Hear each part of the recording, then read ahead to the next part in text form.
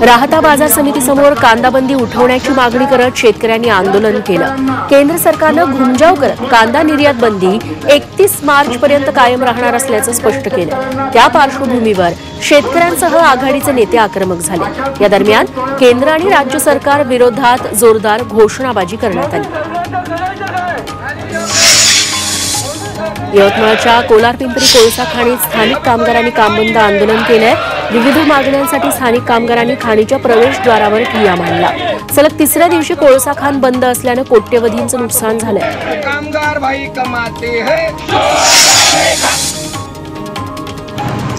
वाशिम जिल्हाधिकारी कार्यालयासमोर भूमिपुत्र शेतकरी संघटनेचं बेमुदत उपोषण सुरू आहे। वैनगंगा आणि नळगंगा नदीजोड प्रकल्पात जिल्ह्याला समाविष्ट करावं, शेतकऱ्यांना मोफत वीज तसंच पीक विम्याची रक्कम द्यावी, या मागण्यांसाठी उपोषण सुरू आहे।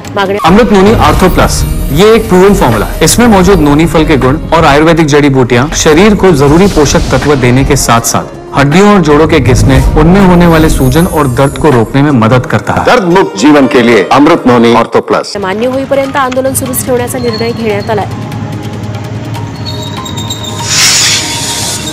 ई क्लास जमिनीचे सातबारे मिळवण्यासाठी मेळघाटातील आदिवासी आक्रमक झाले। त्यांनी अमरावती विभागीय आयुक्त कार्यालयावर धडक मोर्चा काढला। अनेक वर्षांपासून प्रशासनाकडे या संदर्भातील मागणी केली जाते, मात्र पोलीस आणि वन विभागाचे अधिकारी पिकांची नासधूस करत मानसिक त्रास देत असल्याचा आरोप आंदोलकांनी केला।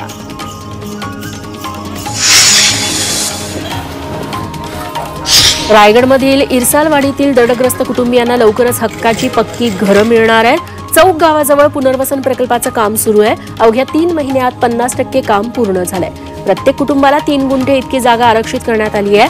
त्यात 603 चौरस फूट घराचं बांधकाम करण्यात आलंय। या घरांसाठी अत्याधुनिक तंत्रज्ञानाचा वापरही करण्यात आलाय। नाशिकच्या सुरगाणा तालुक्यातील हतगडमध्ये पॅराग्लायडिंगचा शुभारंभ झाला। यामुळे सापुताऱ्याप्रमाणे या ठिकाणीही विकासाला चालना मिळेल, तसंच इथल्या स्थानिकांना रोजगारही मिळेल।